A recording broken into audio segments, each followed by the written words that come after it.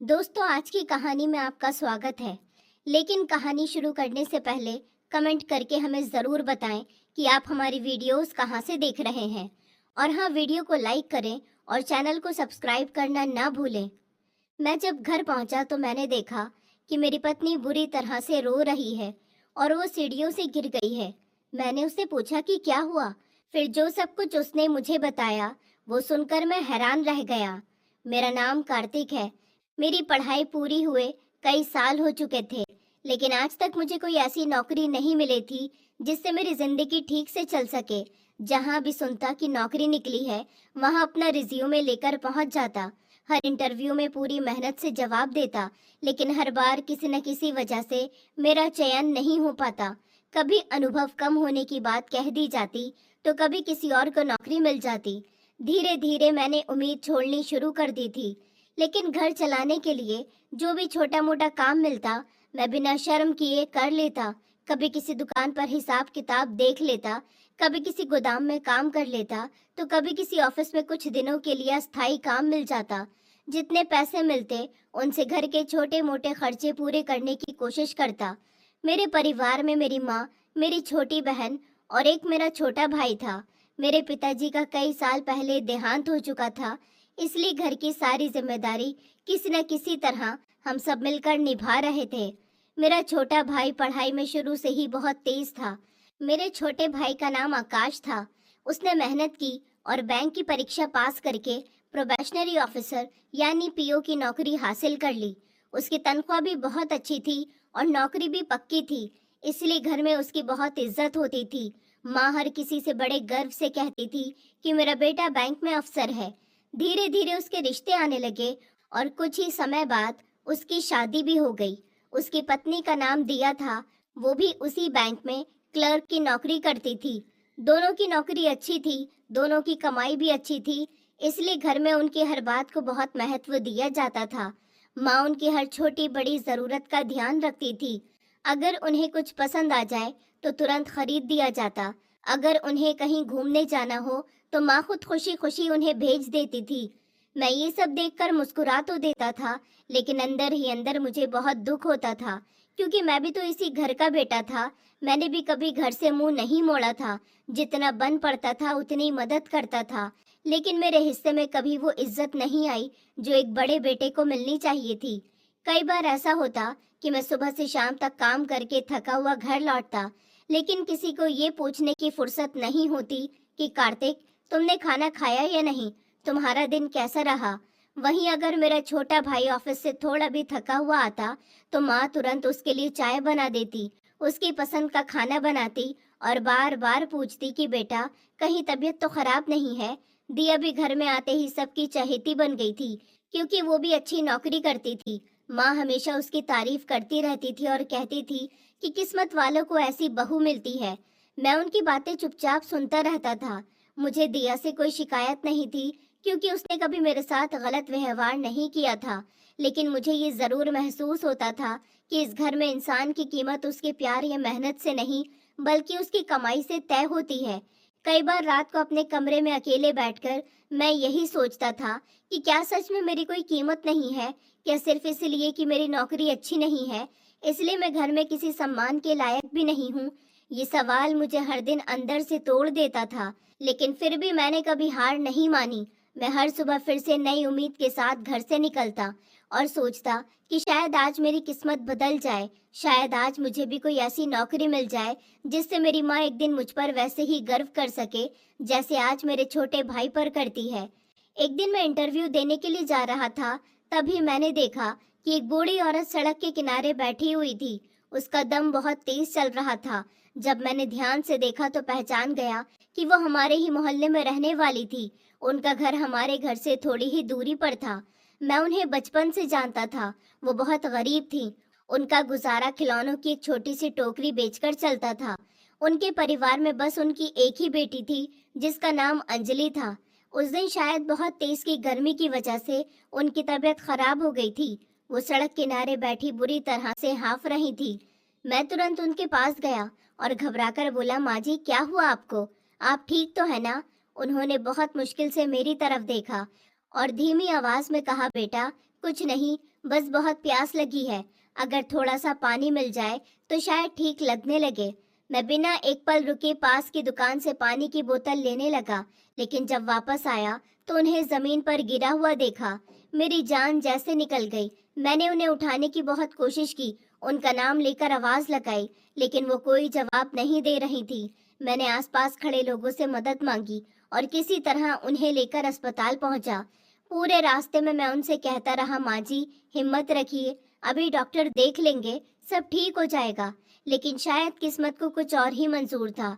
अस्पताल पहुंचते ही डॉक्टर ने जांच की और फिर मेरे सामने आकर बोले कि हमें अफसोस है, अब बहुत देर हो चुकी है। तेज गर्मी और धूप में ज्यादा देर बैठे रहने की वजह से इन्हें हार्ट अटैक आया था और इनकी उसी समय मौत हो चुकी है। ये सुनते ही ऐसा लगा जैसे मेरे पैरों तले जमीन ही खिसक गई हो। मुझे खुद पर गुस्सा आने लगा कि काश मैं कुछ मिनट पहले पहुंच जाता तो शायद इन्हें बचा लेता, लेकिन अब कुछ भी नहीं हो सकता था। भारी मन से मैं उन्हें लेकर उनके घर गया। जैसे ही अंजलि ने अपनी माँ को उस हालत में देखा, वो जोर जोर से रोने लगी। माँ, आप मुझे अकेला छोड़कर कैसे चली गईं? अभी तो मैं आपके लिए खाना बना रही थी। आप तो कहकर गई थी कि आप जल्दी वापस आओगी। माँ उठ जाओ ना, देखो मैं यहाँ हूँ, मुझे छोड़कर मत जाओ। उसकी चीखें सुनकर पूरे मोहल्ले के लोग इकट्ठा हो गए। आसपास की औरतों ने उसे संभाला, लेकिन उसका रोना रुकने का नाम नहीं ले रहा था। उसी दिन मोहल्ले वालों की मदद से उसकी मां का अंतिम संस्कार कर दिया गया। अब अंजलि इस दुनिया में बिल्कुल अकेली रह गई थी। उसके पास न कोई रिश्तेदार था और ना ही कोई अपना। पड़ोस में रहने वाले एक बुजुर्ग ने मुझे बताया कि अब उसका सहारा बनने वाला कोई नहीं है। ये सुनकर मेरा दिल भर आया। मैंने जेब में हाथ डाला तो देखा मेरे पास थोड़े से ही पैसे बचे थे। मैंने उन्हीं पैसों से थोड़ा राशन खरीदा और उसके घर जाकर रख दिया। मैंने उससे कहा कि तुम चिंता मत करना, जितना हो सकेगा मैं तुम्हारी मदद करूंगा। उसने नम आंखों से मेरी तरफ देखा और सिर्फ इतना कहा कि आपका बहुत धन्यवाद। अगर आज आप नहीं आते तो शायद मुझे समझ ही नहीं आता कि मैं क्या करती। उसकी आंखों में दर्द था, लेकिन उसके चेहरे पर एक मासूमियत भी थी जिसने मेरे दिल को छू लिया। मैं घर लौट आया और माँ को सारी बात बताई, लेकिन माँ ने मेरी बात सुनकर कहा कि तुम्हें अपनी खुद की जिंदगी की कोई फिक्र है भी या नहीं? आज इंटरव्यू था, वो भी छोड़ दिया। अगर ऐसे ही हर किसी पर तरस खाते रहोगे तो जिंदगी में कभी आगे नहीं बढ़ पाओगे। माँ की बात सुनकर मुझे बहुत दुख हुआ, लेकिन मैं चुपचाप अपने कमरे में चला गया। उस रात मुझे बिल्कुल नींद नहीं आई। बार बार अंजलि का उदास चेहरा और उसकी आंखों के आंसू मेरी आंखों के सामने आ रहे थे। सुबह होते ही मैं फिर उसके घर पहुंच गया। मैंने पूछा, तुम ठीक हो? उसने हल्की सी मुस्कान के साथ कहा कि हाँ मैं ठीक हूँ। फिर हम काफी देर तक बैठे बातें करते रहे। उसी दौरान मैंने मन ही मन फैसला कर लिया कि मैं उसी से शादी करूंगा। मुझे उसकी खूबसूरती से ज्यादा उसका सीधा और साफ दिल पसंद आया था। वो बहुत मासूम थी और उसकी आंखों में किसी तरह का लालच नहीं था। मैं घर पहुंचा और माँ से साफ साफ कह दिया कि मुझे अंजलि पसंद है, मैं उसी से शादी करना चाहता हूँ। वो इस दुनिया में बिल्कुल अकेली है, अगर मैं उसका साथ दूंगा तो उसकी जिंदगी भी संभल जाएगी। मेरी बात सुनते ही माँ का गुस्सा 7वें आसमान पर पहुंच गया। उन्होंने कहा, क्या पागल हो गए हो तुम? एक गरीब लड़की को इस घर की बहू बनाऊं मैं? कभी नहीं मानूंगी। अपनी छोटी बहू को देखो, कितनी पढ़ी लिखी है, बैंक में नौकरी करती है। मैं तुम्हारे लिए भी किसी अच्छे घर की लड़की ढूंढूंगी। तुम मेरे खानदान का नाम डुबोना चाहते हो। लेकिन मैंने माँ को बहुत समझाने की कोशिश की कि इंसान की पहचान उसके पैसे से नहीं बल्कि उसके संस्कार से होती है, मगर उन्होंने मेरी एक नहीं सुनी। तब मैंने फैसला कर लिया कि अब मैं अंजलि से कोर्ट मैरिज करूंगा। मैं उसके पास गया और अपने दिल की बात बता दी। पहले तो वो बहुत घबरा गई। उसने कहा, आपके घर वाले इस रिश्ते के लिए कभी नहीं मानेंगे। मैं नहीं चाहती मेरी वजह से आपके घर में लड़ाई हो। मैंने उसका हाथ पकड़कर कहा कि तुम मेरी चिंता मत करो, मैं सब संभाल लूंगा। पहले हम शादी कर लेते हैं, बाद में धीरे धीरे सब ठीक हो जाएगा। मेरी बात सुनकर उसने थोड़ी देर सोचा और आखिरकार हामी भर दी। फिर मैं उसे अपने साथ कोर्ट लेकर गया। वहां मैंने अपने 2 सबसे अच्छे दोस्तों को भी बुला लिया ताकि वो हमारी शादी में गवाह बन सके। हमने अपने सारे जरूरी दस्तावेज जमा किए। अधिकारी ने हम दोनों से अलग अलग पूछा कि क्या हम अपनी मर्जी से बिना किसी दबाव के शादी कर रहे हैं। हमने हाँ कहा। फिर हमने रजिस्टर पर अपने हस्ताक्षर किए। मेरे दोनों दोस्तों ने भी गवाह के तौर पर साइन किए और सारी कानूनी प्रक्रिया पूरी होने के बाद हमारी कोर्ट मैरिज हो गई। उस पल अंजलि ने हल्की सी मुस्कान के साथ मेरा हाथ पकड़ लिया। उसकी आंखों में पहली बार खुशी दिखाई दे रही थी, लेकिन हम दोनों जानते थे कि असली परीक्षा अभी बाकी थी। अब हमें घर जाकर अपने परिवार वालों को सब कुछ बताना था। रास्ते भर अंजलि बार बार मुझसे पूछ रही थी, अगर आपकी माँ ने मुझे अपनाने से मना कर दिया तो? मैंने उसे भरोसा दिलाया कि चाहे जो भी हो, मैं तुम्हारा साथ कभी नहीं छोड़ूंगा। फिर हम दोनों घर पहुंचे। पूरे रास्ते अंजलि बिल्कुल चुप थी। उसके चेहरे पर खुशी भी थी और डर भी, क्योंकि उसे पता था कि अब हमारी शादी की सबसे बड़ी परीक्षा शुरू होने वाली है। जैसे ही हम घर के बाहर पहुंचे, मैंने गहरी सांस ली और डोरबेल बजा दी। कुछ ही सेकंड के बाद हमारी नौकरानी ने दरवाजा खोला। उसने पहले मुझे देखा, फिर अंजलि को देखा। उसकी नजर जैसे ही अंजलि की मांग में भरे सिंदूर और गले में पड़े हार पर गई, तो वो एक पल के लिए हैरान रह गई, लेकिन बिना कुछ बोले एक तरफ हट गई और हमें अंदर आने दिया। हम दोनों धीरे धीरे हॉल की तरफ बढ़े। मेरा दिल बहुत तेज धड़क रहा था। मैंने जोर से आवाज लगाई, माँ, पिताजी, जरा सब लोग हॉल में आ जाइए, मुझे आप सबसे एक जरूरी बात करनी है। मेरी आवाज सुनकर घर के सभी लोग अपने अपने कमरों से बाहर निकल आए। माँ सोफे पर आकर बैठ गई। पिताजी भी वहीं आकर खड़े हो गए। मेरा छोटा भाई भी वहीं खड़ा होकर हमें देखने लगा। सबकी नजरें बार बार अंजलि पर जा रही थी, क्योंकि किसी को समझ नहीं आ रहा था कि आखिर ये लड़की कौन है। मैंने हिम्मत करके कहा, माँ, आज मैं आप सबसे एक बात कहना चाहता हूँ। मैंने अंजलि से शादी कर ली है। ये सुनते ही पूरे हॉल में ऐसा सन्नाटा छा गया, जैसे किसी ने समय को रोक दिया हो। कुछ पल तक किसी की जुबान से एक शब्द भी नहीं निकला। फिर माँ अचानक गुस्से में अपनी जगह से उठी और तेज कदमों से मेरे पास आकर बोली, तुम्हारी इतनी हिम्मत कि तुमने हमारे खिलाफ जाकर शादी कर ली? आखिर ऐसा क्या जादू कर दिया है इस लड़की ने तुम पर कि तुम्हें अपने माँ बाप की इज्जत तक दिखाई नहीं दी? हमने तुम्हें इतने साल पाल पोस कर बड़ा किया और बदले में तुमने हमें ये दिन दिखाया। मैं चुपचाप उनकी बातें सुनता रहा। तभी दिव्या भी आगे आई और ताने मारते हुए बोली, कार्तिक भैया, ये आपने क्या कर दिया? आखिर ये किस गरीब लड़की को हमारे घर लेकर आ गए कि आपको हमारे खानदान की इज्जत और स्टेटस का बिल्कुल भी ख्याल नहीं आया? ये लड़की हमारे जैसे परिवार में कैसे रहेगी? इसे तो बड़े घर के तौर तरीके भी नहीं आते होंगे। लोग क्या कहेंगे कि इतने बड़े घर में कैसी बहू आ गई? उसकी बातें सुनकर अंजलि ने शर्म से अपना सर और नीचे कर लिया। उसकी आंखों में आंसू भरने लगे, लेकिन उसने एक शब्द भी नहीं कहा। तभी मेरा छोटा भाई हंसते हुए बोला, भाई, पहले अपना खर्चा तो खुद उठा लो। अभी तक तो घर वालों के पैसों पर ही जी रहे हो, ऊपर से एक और जिम्मेदारी उठा लाए हो। अब इसकी भी जिम्मेदारी माँ पिताजी उठाएंगे क्या? उसकी ये बातें सुनकर मुझे बहुत बुरा लगा, लेकिन मैंने खुद को संभाला और शांत आवाज में कहा, मैं जानता हूँ कि अभी मेरी नौकरी नहीं लगी है, लेकिन मैं लगातार कोशिश कर रहा हूँ। मुझे भरोसा है कि मुझे बहुत जल्द नौकरी मिल जाएगी। मैं किसी पर बोझ बनकर नहीं रहना चाहता। बस कुछ दिन का साथ चाहिए, उसके बाद मैं अपना घर अलग कर लूंगा। मैंने माँ की तरफ देखते हुए कहा, माँ, मैं आपसे सिर्फ इतनी सी गुजारिश करता हूँ कि हमें रहने के लिए घर का कोई छोटा सा कमरा दे दीजिए। जब तक मुझे नौकरी नहीं मिल जाती, तब तक हम वहीं रह लेंगे। फिर मैं आपको कभी परेशान नहीं करूँगा। माँ कुछ देर तक मुझे घूरती रही। फिर उन्होंने गुस्से में कहा कि ठीक है, अगर तुम्हें इसी लड़की के साथ रहना है तो रहो, लेकिन इस घर में तुम्हारे लिए कोई इज्जत नहीं बची है। स्टोर रूम के बराबर में जो छोटा सा कमरा है, तुम दोनों वहीं जाकर रह सकते हो। बस उससे ज्यादा किसी चीज की उम्मीद मत करना। उनकी बात सुनकर मुझे दुख तो बहुत हुआ, लेकिन कम से कम सर छुपाने की जगह मिल गई थी। मैंने अंजलि की तरफ देखा और धीरे से कहा कि चलो, हम वहीं पर रह लेंगे। हम दोनों अपना सामान लेकर उस छोटे से कमरे की तरफ बढ़ गए। कमरे का दरवाजा खोला तो अंदर धूल जमी हुई थी। पुराना से एक टूटा पलंग रखा था, एक कोने में पुरानी अलमारी थी और छत का पंखा भी बहुत धीरे धीरे चल रहा था। कमरे में रोशनी भी ठीक से नहीं आती थी, लेकिन फिर भी मैंने मुस्कुराते हुए अंजलि से कहा कि कोई बात नहीं, आज छोटा कमरा है, लेकिन एक दिन अपना भी बड़ा घर होगा। अंजलि ने मेरी तरफ देखा, लेकिन उसके आंसू रुक ही नहीं रहे थे। वो चुपचाप पलंग पर बैठ गई और रोने लगी। मैंने उसके पास बैठकर उसका हाथ पकड़ा और कहा कि मुझे माफ कर दो। तुम्हें शादी के बाद खुशियां देने का वादा किया था, लेकिन पहले ही दिन तुम्हें इतना सब सहना पड़ रहा है। उसने रोते हुए कहा कि नहीं, ऐसी बात मत कहिए। मुझे किसी बड़े घर या महंगे सामान की जरूरत नहीं है। मुझे बस आपका साथ चाहिए।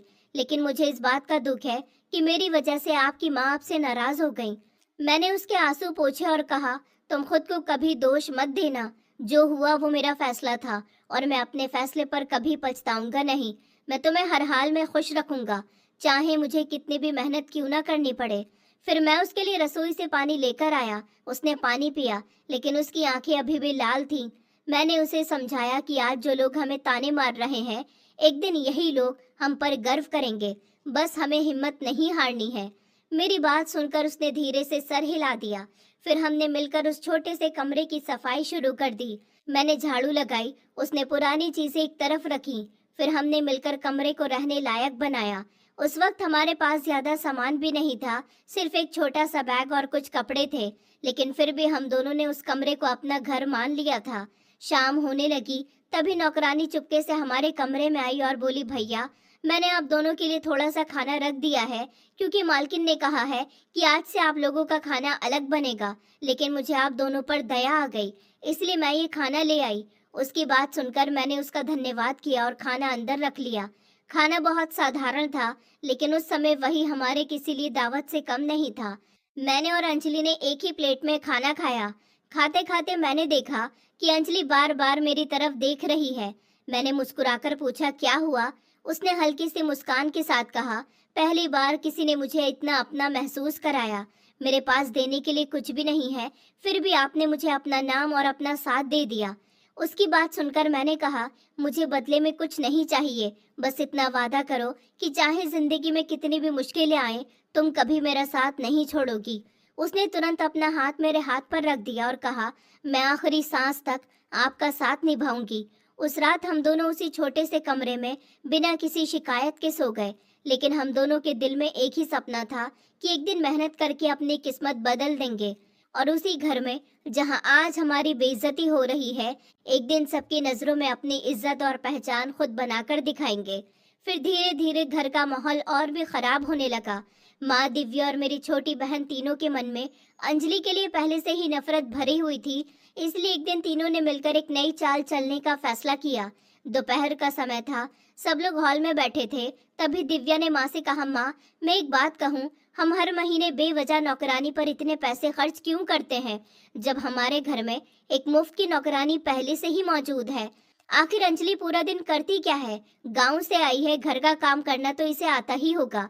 इससे सारे काम करवा लीजिए, हमारे पैसे भी बच जाएंगे और इसे भी पता चल जाएगा कि बड़े घर में कैसे रहा जाता है।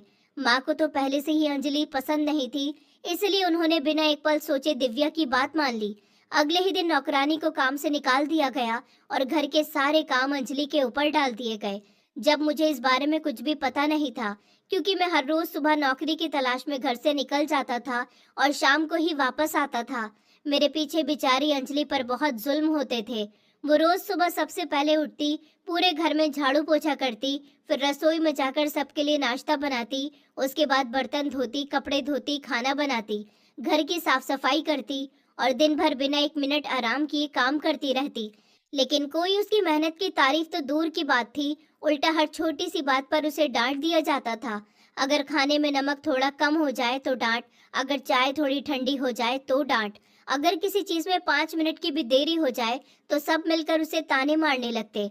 लेकिन अंजलि कभी किसी से बहस नहीं करती थी, वो बस चुपचाप सब सहती रहती थी, क्योंकि उसे डर था कि अगर उसने कुछ कहा तो कहीं मेरे और घर वालों के बीच झगड़ा ना हो जाए। शाम को जब मैं घर लौटता तो वो हमेशा मुस्कुराकर मुझसे कहती कि सब ठीक है, आप चिंता मत कीजिए।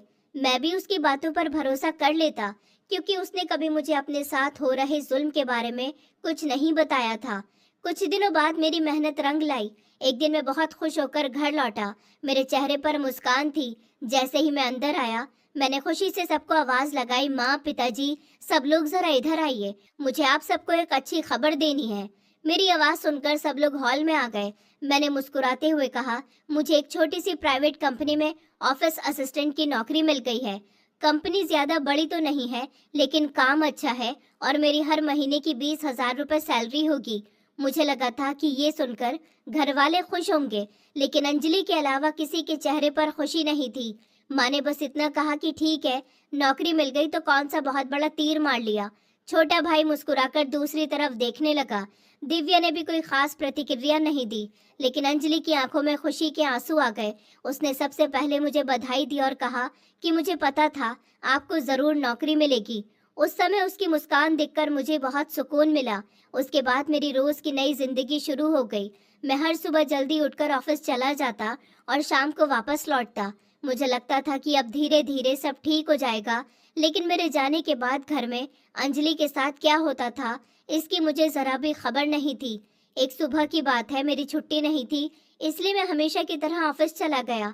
उसी दिन दिव्या को भी बैंक जाना था। उसने अपने कुछ महंगे कपड़े निकालकर अंजलि के सामने फेंक दिए और बोली, सुनो, इन्हें अच्छे से प्रेस कर देना, अगर एक भी सिलवट रह गई तो ठीक नहीं होगा।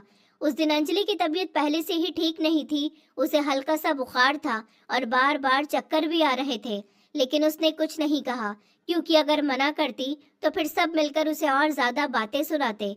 वो धीरे धीरे कपड़ों पर प्रेस करने लगी। तभी अचानक माँ ने जोर से आवाज लगाई, अंजलि जरा इधर आओ। उसने जल्दी से प्रेस सीधी रखी और भागकर माँ के पास चली गई। माँ ने उसे रसोई से कुछ सामान लाने के लिए भेज दिया।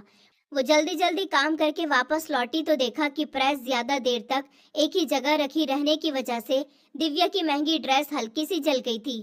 ये देखते ही उसके चेहरे का रंग उड़ गया। तभी उसी समय दिव्या भी वहां आ गई। जैसे ही उसकी नजर जली हुई ड्रेस पर पड़ी, उसका गुस्सा सातवें आसमान पर पहुंच गया। उसने बिना कुछ सुने अंजलि के गाल पर जोरदार एक थप्पड़ मार दिया। अंजलि लड़खड़ाकर नीचे गिरते गिरते बची, लेकिन दिव्या का गुस्सा फिर भी शांत नहीं हुआ। उसने गुस्से में गर्म प्रेस उठाई और अंजलि का हाथ पकड़कर उसके हाथ के ऊपर रख दी। गर्म प्रेस लगते ही अंजलि के मुंह से दर्द से भरी जोरदार चीख निकल गई। उसकी आंखों से आंसू बहने लगे और हाथ तुरंत बुरी तरह से जल गया। वो दर्द से कांपने लगी, लेकिन वहां मौजूद किसी का दिल नहीं पसीजा। तभी शोर सुनकर माँ भी वहां आ गई। अंजलि को लगा था कि शायद अब माँ उसे बचाएंगी, लेकिन हुआ बिल्कुल उल्टा। माँ ने दिव्या को डांटने के बजाय उसकी पीठ थपथपाई और बोली, शाबाश बेटा, बिल्कुल सही किया। अगर आज इसे सबक नहीं सिखाओगी तो कल ये हमारे सर पर चढ़ जाएगी। ऐसी लड़कियों को उनकी औकात याद दिलानी पड़ती है। माँ की ये बातें सुनकर अंजलि का दिल पूरी तरह से टूट गया। उसने अपना जला हुआ हाथ छुपा लिया और चुपचाप सर झुकाकर खड़ी रही, क्योंकि उसे पता था कि अगर उसने अपनी सफाई देने की कोशिश भी की तो यहाँ कोई उसकी बात सुनने वाला नहीं था। वो ये सब कुछ चुपचाप सहती रही। उसने कभी भी मुझे अपने ऊपर हो रहे जुल्म के बारे में कुछ नहीं बताया, क्योंकि वो नहीं चाहती थी कि मेरी वजह से घर में और लड़ाई झगड़ा हो। मैं रोज की तरह शाम को ऑफिस से घर लौटा तो हमेशा की तरह वो मुस्कुराते हुए मेरे पास आई, मेरे हाथ से बैग लिया, मेरे लिए पानी लेकर आई और फिर रसोई से खाना निकालकर मेरे सामने रख दिया। उसके चेहरे पर हमेशा की तरह मुस्कान थी, लेकिन आज उसकी मुस्कान के पीछे छिपा दर्द मैं महसूस कर पा रहा था। वो मेरे पास बैठकर मुझसे पूछने लगी कि आज आपका दिन कैसा रहा ऑफिस में, सब ठीक रहा ना? मैंने भी मुस्कुराकर कहा कि हाँ, सब ठीक था। फिर अचानक मेरी नजर उसके हाथ पर पड़ी। उसका हाथ बुरी तरह से जला हुआ था। उस पर बड़ा सा लाल निशान बना हुआ था, जिसे देखकर मैं घबरा गया। मैंने तुरंत उसका हाथ अपने हाथ में लिया और कहा, अंजलि, ये क्या हुआ तुम्हारे हाथ को? इतना बुरा कैसे जल गया? उसने एक पल के लिए मेरी तरफ देखा, फिर नजरें झुका ली और मुस्कुराने की कोशिश करते हुए बोली, कुछ नहीं, बस खाना बनाते समय गलती से गर्म बर्तन हाथ पर लग गया था, इसलिए जल गया। मैं उसकी आंखों को देख रहा था। मुझे साफ लग रहा था कि वो मुझसे झूठ बोल रही है। मैंने कहा, अंजलि, खाना बनाते समय हाथ ऐसे नहीं जलता, और अगर जल भी जाता तो तुमने इस पर कोई दवा क्यों नहीं लगाई? उसने फिर वही बात दोहरा दी कि कुछ नहीं हुआ, आप चिंता मत कीजिए, मैं ठीक हूँ। लेकिन मेरा दिल मानने को तैयार नहीं था। मुझे लग रहा था कि जरूर कोई बात है जो वो मुझसे छिपा रही है।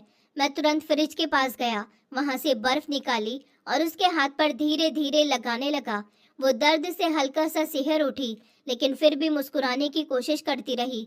मैंने उसके हाथ पर मरहम भी लगाया और कहा कि अपना ध्यान रखा करो, तुम पूरे दिन काम करती रहती हो, अगर तुम्हें कुछ हो गया तो मुझे बहुत बुरा लगेगा। उसने मेरी तरफ देखा और बस इतना कहा कि मुझे कुछ नहीं होगा, आप बस अपना ध्यान रखिए, आपकी नौकरी अभी नई नई लगी है, मेहनत से काम कीजिए। मैं उसकी बात सुनकर चुप हो गया, लेकिन मेरे मन में कहीं न कहीं शक बैठ गया था कि वो मुझसे सच नहीं कह रही। धीरे धीरे दिन गुजरते गए। मैं रोज सुबह ऑफिस चला जाता और शाम को वापस आता। अंजलि हमेशा की तरह घर का सारा काम करती रहती और कभी भी अपने दर्द का एहसास मुझे नहीं होने देती थी। एक दिन शाम का समय था, मैं ऑफिस से थोड़ा देर से घर पहुंचा। जैसे ही अंदर आया तो देखा कि हॉल में सब लोग बैठे हुए थे।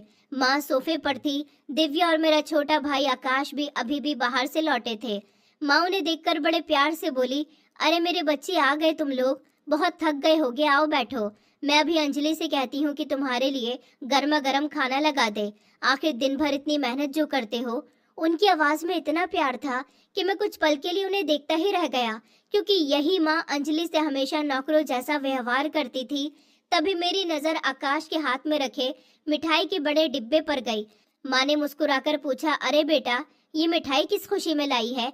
तब आकाश खुशी से बोला, माँ पहले सबका मुंह मीठा कराइए, फिर बताता हूँ। माँ ने हंसते हुए उसके मुंह में मिठाई का एक टुकड़ा रखा तो वो बोला, माँ आज मेरा प्रमोशन हो गया, अब मैं बैंक में चीफ मैनेजर बन गया हूँ और मेरी सैलरी 80,000 रुपए महीने हो गई है। ये सुनते ही माँ खुशी से उछल पड़ी। उन्होंने तुरंत आकाश को गले लगा लिया और बोली, मुझे पता था मेरा बेटा एक दिन बहुत बड़ा आदमी बनेगा। पिताजी भी मुस्कुरा रहे थे। दिव्या तो खुशी के मारे फूली नहीं समा रही थी।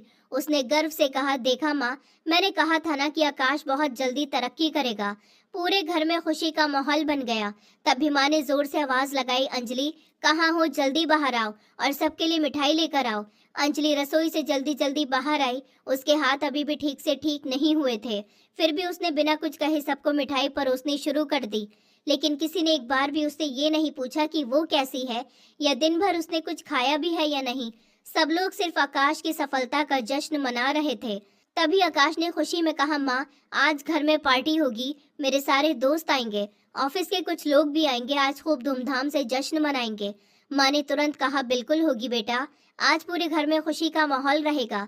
फिर उन्होंने अंजलि की तरफ मुड़कर कहा, सुन लिया ना, आज रात का सारा खाना तुम अकेले बनाओगी, कोई कमी नहीं रहनी चाहिए। तरह तरह की सब्जियां, मिठाई, स्नैक्स, सब कुछ तैयार होना चाहिए। अगर किसी चीज में कमी रह गई तो अच्छा नहीं होगा। अंजलि ने चुपचाप सर हिलाकर हाँ कर दी और वापस रसोई में चली गई। मैं ये सब देख रहा था। मेरे मन में बार बार यही सवाल उठ रहा था कि आखिर इस घर में हर खुशी का बोझ सिर्फ अंजलि के कंधों पर ही क्यों डाल दिया जाता है। लेकिन उस समय माहौल खराब करना नहीं चाहता था, इसलिए मैं भी चुप रहा। उधर रसोई में अंजलि अकेली लगातार घंटों तक खाना बनाती रही। उसका जला हुआ हाथ अभी भी पूरी तरह ठीक नहीं हुआ था, फिर भी वो दर्द सहते हुए सबके लिए पकवान तैयार कर रही थी, क्योंकि उसे पता था कि अगर जरा सी भी गलती हुई तो फिर एक बार उसे सबके गुस्से का सामना करना पड़ेगा। फिर माँ ने अचानक मुझे आवाज दी और बोली, बेटा मेरी तबीयत कुछ ठीक नहीं लग रही, तुम जरा मेडिकल स्टोर से मेरी दवा लेकर आ जाओ। मैंने बिना कुछ सोचे तुरंत हाँ कह दिया और दवा लेने के लिए घर से निकल गया। मुझे बिल्कुल भी अंदाजा नहीं था कि मेरे जाते ही अंजलि के साथ फिर कुछ गलत होने वाला है। इधर घर में सुबह से ही पार्टी की तैयारी चल रही थी और अंजलि अकेले पूरे घर का काम संभाल रही थी। उसने सुबह से एक निवाला भी नहीं खाया था। पहले पूरे घर की सफाई की, फिर सबके लिए नाश्ता बनाया, उसके बाद दोपहर का खाना, फिर शाम की पार्टी की तैयारी। लगातार घंटों तक रसोई में खड़े रहने की वजह से उसका शरीर जवाब देने लगा था। उसे बार बार चक्कर आ रहे थे, उसकी आंखों के आगे अंधेरा छाने लगा था, लेकिन फिर भी वो किसी तरह खुद को संभालकर काम करती जा रही थी। तभी वो लड़खड़ाई और लगभग गिरने ही वाली थी कि माँ ने उसे देख लिया। माँ तुरंत दिव्या के पास गई और धीमी आवाज में बोली, बेटा देख, इसने सुबह से कुछ नहीं खाया, अगर ये अभी बेहोश होकर मेहमानों के सामने गिर गई तो हमारी बदनामी हो जाएगी। जा इसे थोड़ा बहुत जो बचा हुआ खाना है वही दे दे, ताकि काम करने लायक रहे। माँ को उसकी सेहत की नहीं बल्कि अपनी इज्जत की चिंता थी। दिव्या ने गुस्से से अंजलि की तरफ देखा, फिर रसोई से थोड़ी सी बची सब्जी एक प्लेट में डालकर उसके सामने रख दी और बोली, ले यही खा ले, ज्यादा नखरे मत दिखाना। अंजलि ने बिना कुछ बोले वो प्लेट उठा ली, क्योंकि उसे सच में बहुत भूख लगी थी। तभी उसी समय दिव्या की बैंक में साथ काम करने वाली उसकी एक सहेली घर आ गई। उसने अंदर आते ही अंजलि को देखा, जो रसोई के कोने में बैठी बचा हुआ खाना खा रही थी। उसने हैरानी से पूछा, अरे दिव्या, ये कौन है? मैंने तो इसे पहले कभी नहीं देखा। दिव्या बिना एक पल सोचे मुस्कुराकर बोली, अरे ये हमारे घर की नई नौकरानी है। हमारी पुरानी नौकरानी अपने गांव चली गई, इसलिए कुछ दिनों के लिए इसे काम पर रख लिया। उसकी बात सुनकर उसकी सहेली ने बस इतना कहा, अच्छा। फिर कुछ देर बैठकर बाकी लोगों से मिली और चली गई। अंजलि ने ये सब सुना, लेकिन हमेशा की तरह चुप रही। उसकी आंखों से आंसू लगातार बह रहे थे। तभी मैं दवा लेकर घर वापस पहुंचा। जैसे ही अंदर आया तो मैंने सोचा पहले रसोई में जाकर देख लूं कि अंजलि ने खाना खाया या नहीं।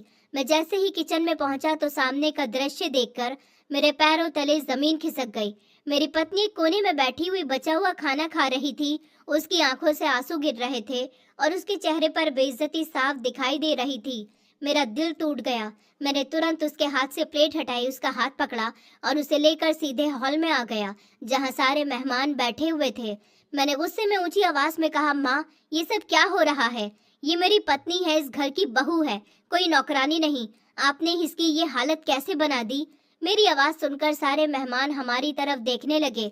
तभी दिव्या की वही सहेली भी हैरानी से बोली, लेकिन दिव्या, तुमने तो अभी कहा था कि ये तुम्हारे घर की नौकरानी है और कार्तिक कह रहा है कि ये उनकी पत्नी है। आखिर सच क्या है? पूरे हॉल में सन्नाटा छा गया। किसी के पास कोई जवाब नहीं था। मैंने सबके सामने कहा कि हाँ, ये मेरी पत्नी है। मैंने इससे अपनी मर्जी से शादी की है। ये गरीब जरूर है, लेकिन इसका आत्मसम्मान किसी से कम नहीं है। और आज जिस तरह इसके साथ व्यवहार किया गया है, उसके लिए मुझे शर्म आ रही है। मेरी बात सुनकर माँ गुस्से में मेरे पास आई और दांत पीसते हुए बोली, तुम ये क्या तमाशा कर रहे हो सबके सामने? हमारे खानदान की इज्जत मिट्टी में मिला रहे हो। चुपचाप अपनी पत्नी को लेकर कमरे में जाओ। मैंने उनकी आंखों में आंखें डालकर कहा कि नहीं माँ, अब बस बहुत हो चुका। मैं इसे कमरे में नहीं ले जाऊंगा, बल्कि अब हम दोनों इस घर में ही नहीं रहेंगे। इतना कहकर मैं अंजलि को लेकर अपने कमरे में चला गया। वहां पहुंचकर मैंने उसका हाथ पकड़ा और कहा, अब तुम्हें एक भी दिन यहाँ रहने की जरूरत नहीं है। सुबह होते ही हम ये घर हमेशा के लिए छोड़ देंगे। उसने मुझे रोकने की कोशिश की, लेकिन मेरा फैसला पक्का था। उस रात हम दोनों ने जैसे तैसे रात गुजारी, लेकिन सुबह होते ही मुझे ऑफिस से अचानक जरूरी कॉल आ गया। मुझे तुरंत जाना पड़ा। मैंने अंजलि से कहा, तुम किसी भी हालत में कमरे से बाहर मत निकलना। मैं जल्दी ही वापस आऊंगा और फिर हम दोनों यहाँ से चले जाएंगे। उसने हाँ में सर हिला दिया और मैं ऑफिस चला गया। लेकिन मेरे जाते ही माँ और दिव्या फिर उसके कमरे में पहुंच गई। उन्होंने उसे जबरदस्ती बाहर बुलाया और घर के काम करने को कहा। अंजलि ने मना किया तो दोनों उससे झगड़ने लगी। बात इतनी बढ़ गई कि सीढ़ियों के पास धक्का मुक्की होने लगी और तभी अंजलि का संतुलन बिगड़ गया। वो सीढ़ियों से लुढ़कती हुई नीचे जा गिरी। उसका सर सीढ़ी से टकराया और हाथ पैर भी छिल गए। दर्द से उसकी चीख निकल गई, लेकिन किसी ने उसे उठाने की कोशिश तक नहीं की। शाम को जब मैं ऑफिस से घर वापस लौटा तो घर के अंदर आते ही मैंने देखा अंजलि सीढ़ियों के नीचे बैठी रो रही थी। उसके सर से हल्का खून निकल रहा था और उसके चेहरे पर दर्द साफ दिखाई दे रहा था। मैं दौड़कर उसके पास गया, उसे संभाला और घबराकर पूछा कि ये सब कैसे हुआ?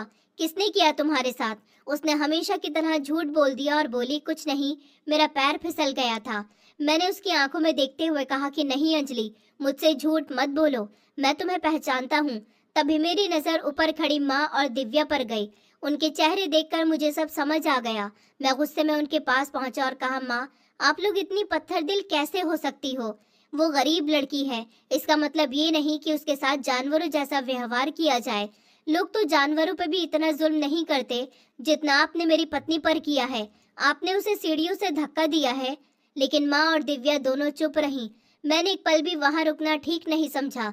मैं तुरंत अंजलि को लेकर डॉक्टर के पास गया। डॉक्टर ने उसके सर पर पट्टी की दवाइयां दी और आराम करने की सलाह दी।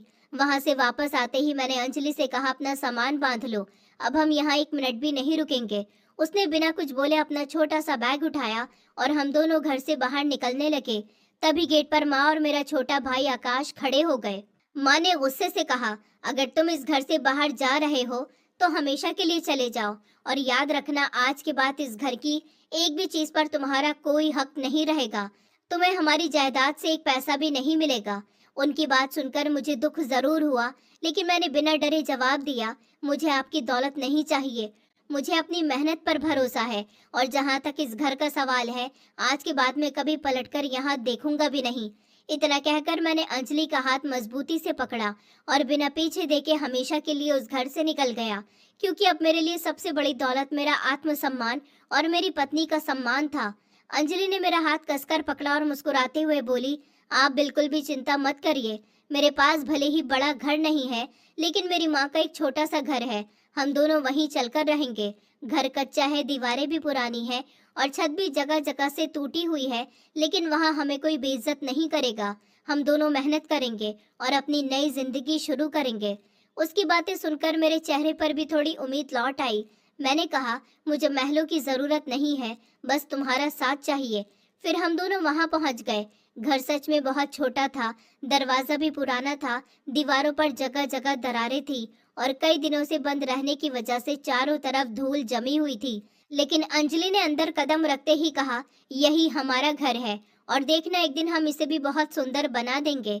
उसने बिना देर किए झाड़ू उठाई और पूरे घर की सफाई करने लगी। मैंने भी उसका हाथ बटाया। हम दोनों ने मिलकर पुरानी टूटी चीजें एक तरफ रखी, फर्श साफ किया और घर को रहने लायक बना दिया। मेरे पास जो थोड़े बहुत पैसे बचे थे, मैं बाजार गया और थोड़ा सा राशन खरीद कर ले आया, जिसमें आटा, दाल, चावल, तेल और कुछ जरूरी सामान था। शाम को अंजलि ने पहली बार उस छोटे से घर की रसोई में खाना बनाया। हम दोनों जमीन पर बैठकर एक ही थाली में खाना खाने लगे। उस समय हमारे पास न अच्छा फर्नीचर था और ना ही कोई सुविधा थी, लेकिन फिर भी हम दोनों के चेहरों पर सुकून था, क्योंकि अब हमें कोई ताने देने वाला नहीं था। उस रात सोते समय छत से हवा आ रही थी, कहीं कहीं से पानी टपकने के निशान भी साफ दिखाई दे रहे थे।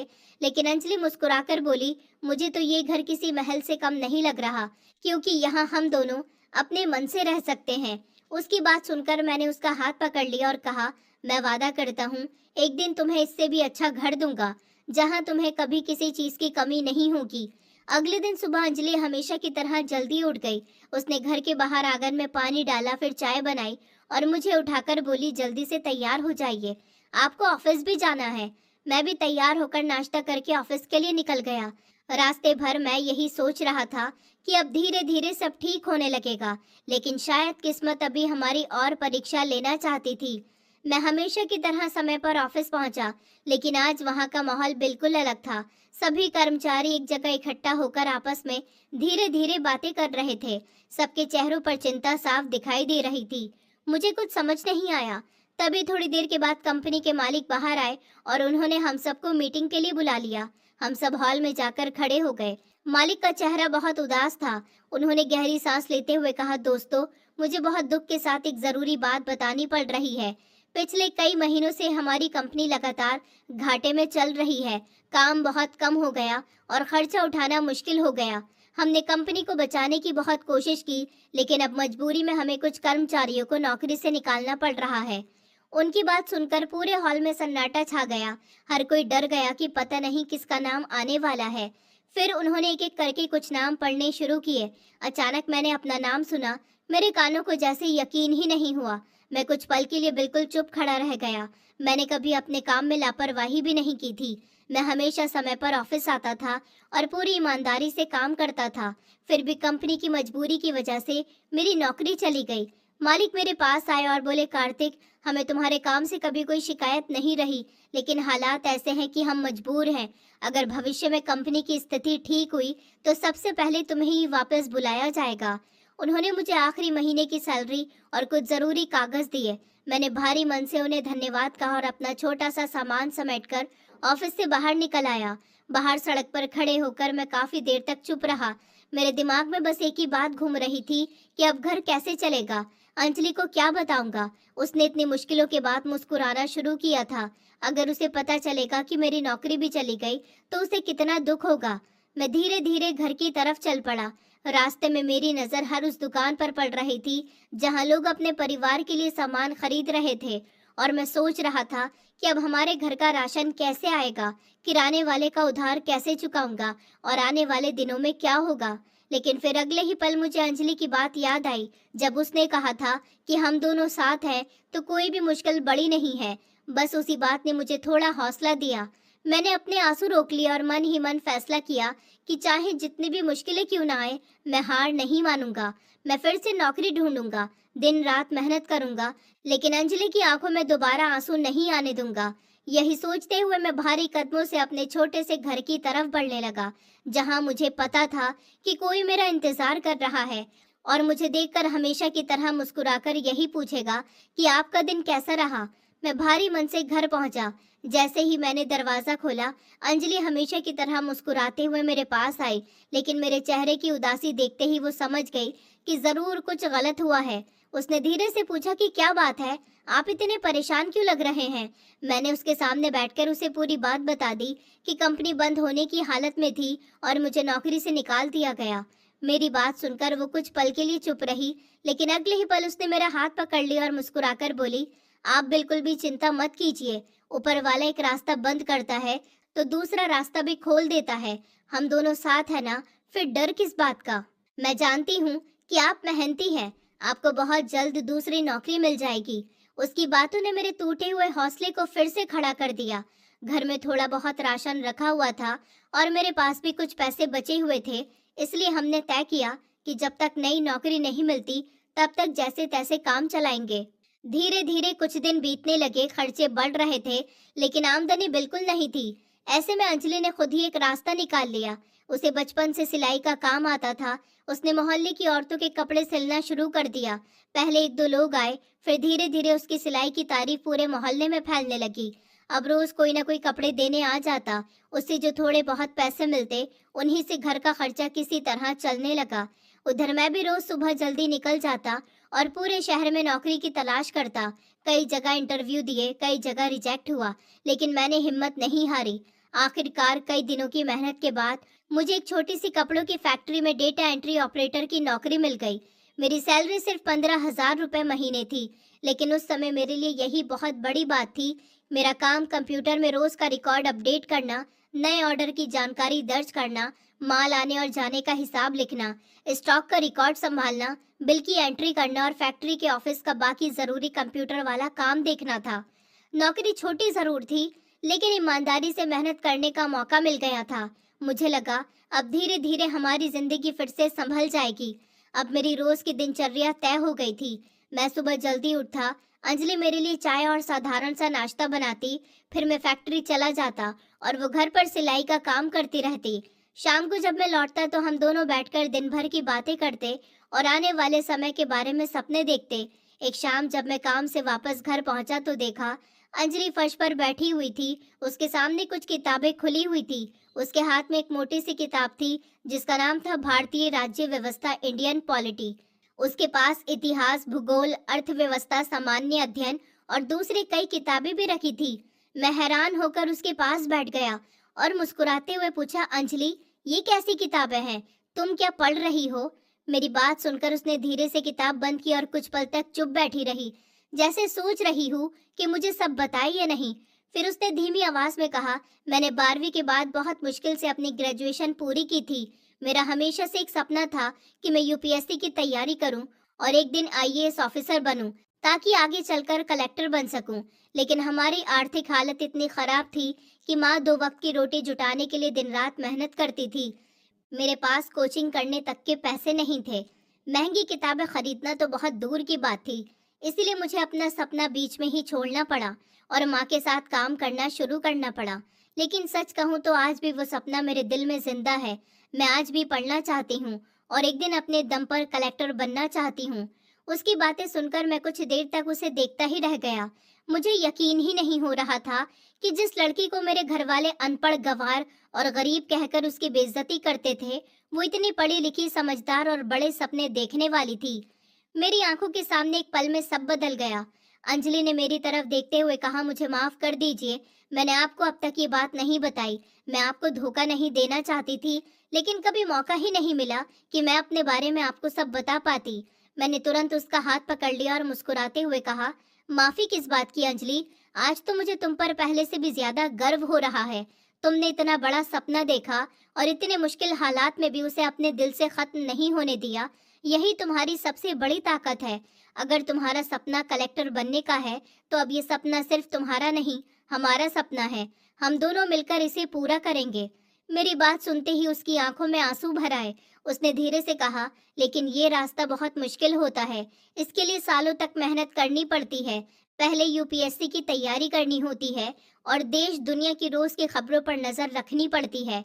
हर दिन अखबार पढ़ना पड़ता है, करंट अफेयर्स याद करने पड़ते हैं, उत्तर लिखने की प्रैक्टिस करनी होती है, फिर प्रारंभिक परीक्षा पास करनी पड़ती है और उसके बाद मुख्य परीक्षा और फिर इंटरव्यू।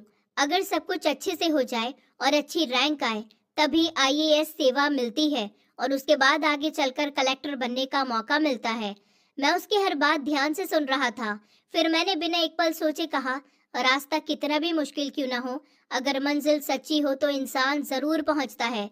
मैं ज्यादा नहीं कमाता, लेकिन जितना कमाऊंगा उसमें से सबसे पहले तुम्हारी पढ़ाई पर खर्च करूंगा। जरूरत पड़ी तो मैं ओवर टाइम करूंगा, दूसरी नौकरी भी कर लूंगा, लेकिन तुम्हारा सपना अब कभी टूटने नहीं दूंगा। उस दिन पहली बार मैंने उसकी आंखों में फिर से वही चमक देखी जो शायद सालों पहले गरीबी ने उससे छीन ली थी। उसने भावुक होकर मेरा हाथ दोनों हाथों में पकड़ लिया और कहा, मुझे हमेशा लगता था कि मेरे सपने मेरी माँ के साथ ही खत्म हो गए, लेकिन आज आपने मुझे फिर से जीने की वजह दे दी। अब मैं पूरी मेहनत करूंगी और एक दिन आपको अपने फैसले पर गर्व महसूस करवाऊंगी। मैंने मुस्कुराकर कहा, मुझे तो आज भी तुम पर गर्व है, और जिस दिन तुम कलेक्टर बनोगी उस दिन पूरी दुनिया को पता चल जाएगा कि किसी इंसान की पहचान उसके पैसे या उसके घर से नहीं, बल्कि उसकी मेहनत और उसके हौसले और उसके सपनों से होती है। उस रात हमारे छोटे से कच्चे घर में बिजली बार बार जा रही थी। कमरे में सिर्फ एक छोटी सी लालटेन जल रही थी, लेकिन उस हल्की सी रोशनी में भी हमें अपना भविष्य साफ दिखाई दे रहा था। क्योंकि अब हमारे पास दौलत नहीं थी, लेकिन उम्मीद थी, और कई बार जिंदगी बदलने के लिए उम्मीद ही सबसे बड़ी ताकत होती है।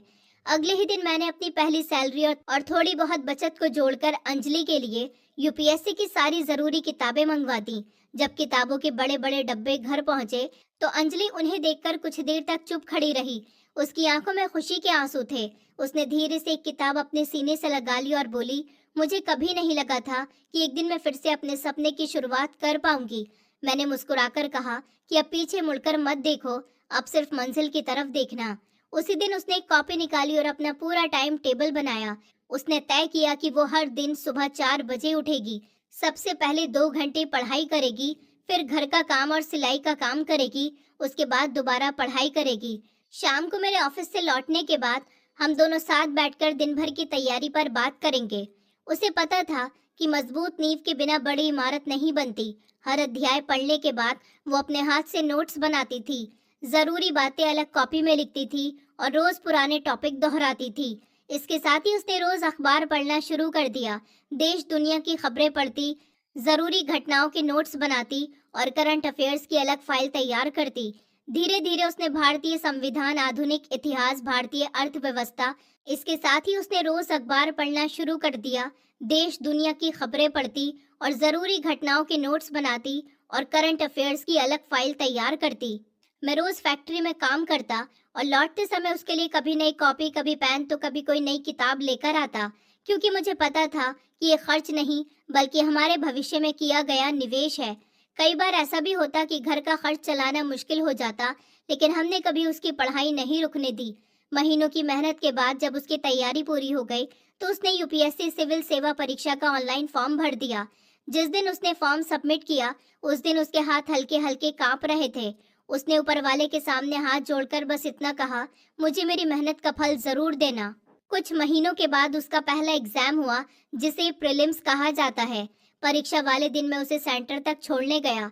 मैंने मुस्कुराकर कहा, डरना मत, तुमने जितनी मेहनत की है उसका फल जरूर मिलेगा।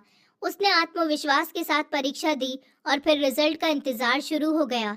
जिस दिन प्रीलिम्स का रिजल्ट आया हम दोनों की धड़कनें तेज थी। उसने कांपते हाथों से वेबसाइट खोली और जैसे ही अपना रोल नंबर देखा उसकी आंखों से आंसू निकल पड़े। उसने प्रीलिम्स पास कर लिया था। उस दिन हमारी खुशी का ठिकाना नहीं था, लेकिन हमें पता था कि असली चुनौती अभी बाकी है। इसके बाद उसने अगले लगभग 3 महीने सिर्फ मेंस परीक्षा की तैयारी में लगा दिए। अब वो रोज कई कई घंटे उत्तर लिखने की प्रैक्टिस करती थी, समय देखकर सवाल हल करती थी, पुराने प्रश्न पत्र बनाती थी और अपनी गलतियों को सुधारती थी। आखिरकार मेंस परीक्षा का दिन भी आ गया। उसने पूरे आत्मविश्वास के साथ सभी पेपर दिए। फिर कई महीनों तक रिजल्ट का इंतजार चलता रहा और जब मेंस का रिजल्ट आया तो उसमें भी उसका नाम था। अब सिर्फ आखिरी पड़ाव यानी इंटरव्यू बचा था। इंटरव्यू की तैयारी के दौरान वो देश की राजनीतिक, प्रशासन, समाज, अर्थव्यवस्था और वर्तमान घटनाओं पर घंटों चर्चा करती थी। मैं भी जितना हो सकता उसकी मदद करता। आखिर इंटरव्यू का दिन भी आ गया। बोर्ड के सदस्यों ने उससे उसकी पढ़ाई, उसके जीवन के संघर्ष, उसके फैसले लेने की क्षमता, प्रशासनिक सोच और समाज से जुड़े कई सवाल पूछे। उसने बिना घबराए पूरे आत्मविश्वास और सादगी के साथ हर सवाल का जवाब दिया। कुछ समय के बाद फाइनल रिजल्ट घोषित हुआ। उस दिन हम दोनों सुबह से ही बेचैन थे। जैसे ही रिजल्ट आया, उसने कांपते हुए अपना रोल नंबर खोजा और अगले ही पल खुशी से चिल्ला उठी, कार्तिक, मेरा नाम आ गया, मैं आईएएस बन गई। उसकी आवाज सुनते ही मेरी आंखों में भी आंसू आ गए। मैंने उसे गले लगा लिया। उस दिन ऐसा लग रहा था जैसे हमारी सालों की मेहनत एक पल में रंग ले आई हो। उसके बाद उसकी ट्रेनिंग शुरू हुई। उसे उत्तराखंड के मसूरी के राष्ट्रीय प्रशासन अकादमी भेजा गया। वहां उसने प्रशासन, कानून, सरकारी व्यवस्था, आपदा प्रबंधन, पुलिस प्रशासन, विकास योजनाएं, सरकारी फाइलों का काम, जनता की समस्याओं का समाधान और एक जिम्मेदार अधिकारी के सभी कर्तव्य सीखे। बीच बीच में उसे अलग अलग जिलों में भी प्रशिक्षण के लिए भेजा गया, जहां उसने अनुभवी अधिकारियों के साथ काम करके सीखा कि एक जिले का प्रशासन कैसे चलाया जाता है। ट्रेनिंग पूरे होने के बाद उसकी आईएएस अधिकारी के रूप में नियुक्ति हो गई। उसने कुछ समय अलग अलग प्रशासनिक पदों पर काम करके अनुभव हासिल किया और फिर एक दिन सरकार ने उसे एक जिले का जिलाधिकारी यानी कलेक्टर नियुक्त कर दिया। जिस दिन उसने पहली बार कलेक्टर कार्यालय में कदम रखा, उसकी आंखों में खुशी के आंसू थे। उसे शायद अपनी माँ की याद आ रही थी, जिसने गरीबी में भी उसे पढ़ाया था और अपने अधूरे सपनों के बावजूद बेटी के सपने जिंदा रखे थे। मुझे भी उस दिन ऐसा लग रहा था जैसे मेरी जिंदगी की सबसे बड़ी जीत हो गई हो। कुछ समय के बाद उसकी ट्रेनिंग और शुरुआती नियुक्तियां पूरी हुई और मैं उसे लेने गया। जैसे ही वो मेरे सामने आई, उसने बिना कुछ कहे मुझे गले लगा लिया और रोते हुए बोली, मुझे आज भी यकीन नहीं हो रहा कि जिस लड़की के पास कभी 2 वक्त का खाना भी मुश्किल से होता था, आज वही एक जिले की कलेक्टर बन गई। मैंने मुस्कुराकर कहा, तुम्हारा सपना पूरा हो गया। उसने मेरी तरफ देखकर कहा, नहीं कार्तिक, ये सिर्फ मेरा सपना नहीं था। अगर उस दिन तुम मेरा हाथ नहीं पकड़ते, अगर तुम मुझ पर भरोसा नहीं करते, अगर तुम मेरे लिए दिन रात मेहनत नहीं करते, तो मैं कभी यहाँ तक नहीं पहुँच पाती। ये हमारी दोनों की जीत है। कुछ ही दिनों के बाद सरकार की तरफ से उसे रहने के लिए एक बड़ा सरकारी बंगला मिला। जब हम पहली बार उस बंगले के अंदर गए, तो कुछ पल तक चुपचाप खड़े रहे। हमें अपना वो छोटा सा कच्चा घर याद आ गया, जहाँ छत टपकती थी, जहाँ हमने एक प्लेट में खाना खाया था, जहाँ अंधेरे में लालटेन की रोशनी में सपने देखे थे। आज ऊपर वाले ने उन्हीं सपनों को हकीकत बना दिया था। अगले ही दिन अखबार के पहले पन्ने पर अंजलि की बड़ी सी तस्वीर छपी और उसके नीचे लिखा था कि गरीब परिवार की बेटी ने अपनी मेहनत और लगन से आईएएस बनकर पूरे जिले का नाम रोशन किया। ये खबर मेरे पुराने घर भी पहुंची। कुछ ही दिनों के बाद मेरी माँ, मेरा छोटा भाई आकाश और दिव्या हमारे सरकारी बंगले के बाहर आकर खड़े थे। उन्होंने गार्ड से कहा कि उन्हें हमसे मिलना है। जब गार्ड ने अंदर आकर बताया तो मैं और अंजलि दोनों बाहर आए। माँ की आंखों में आंसू थे। उन्होंने अंजलि के सामने हाथ जोड़ दिया और कांपती हुई आवाज में कहा, बेटी, हमें माफ कर दो। हमने तुम्हें कभी समझा ही नहीं। हमने तुम्हारी गरीबी देखकर तुम्हारी इज्जत नहीं की, लेकिन आज समझ आया कि इंसान की असली पहचान उसके पैसे से नहीं, बल्कि उसके संस्कार, उसकी मेहनत और उसके चरित्र से होती है। मैं कुछ देर तक चुप खड़ा रहा। फिर मैंने शांत आवाज में कहा, माँ, आज आपको अंजलि की याद इसलिए आई क्योंकि आज वो कलेक्टर बन गई है। अगर आज भी वो गरीब होती तो क्या आप उसे अपनाने आती? मेरे इस सवाल के बाद वहां गहरा सन्नाटा छा गया। किसी के पास कोई जवाब नहीं था। सबकी नजरें झुक गईं। तभी अंजलि आगे बढ़ी। उसने माँ के जुड़े हुए हाथ धीरे से नीचे की और बोली, मैं किसी से नफरत नहीं करती। जो बीत गया उसे बदला नहीं जा सकता, लेकिन मैं आप सबसे सिर्फ एक ही बात कहना चाहती हूँ, कभी भी किसी गरीब इंसान को उसकी गरीबी की वजह से छोटा मत समझिए, क्योंकि मेहनत करने वाला इंसान एक दिन अपनी किस्मत खुद लिख देता है। उसकी ये बात सुनकर माँ रो पड़ी। उन्होंने अंजलि को गले लगा लिया। आकाश और दिव्या भी शर्म से सर झुकाकर खड़े रहे। उस दिन मुझे पहली बार महसूस हुआ कि जिंदगी की सबसे बड़ी जीत सिर्फ बड़ा अफसर बनने में नहीं होती, बल्कि उन लोगों की सोच बदलने में होती है जो कभी इंसान की कीमत उसके पैसों से लगाया करते थे। और उसी दिन हमारी जिंदगी के संघर्ष की कहानी एक नई शुरुआत के साथ खत्म नहीं, बल्कि सफल होकर आगे बढ़ गई। दोस्तों, उम्मीद करती हूँ आपको हमारी कहानी पसंद आई होगी। कहानी पसंद आई है तो वीडियो को लाइक करें, चैनल पर नए हैं तो चैनल को सब्सक्राइब करें और हाँ, नोटिफिकेशन बेल को जरूर दबाएं ताकि अगली अपडेट सबसे पहले आपको मिले।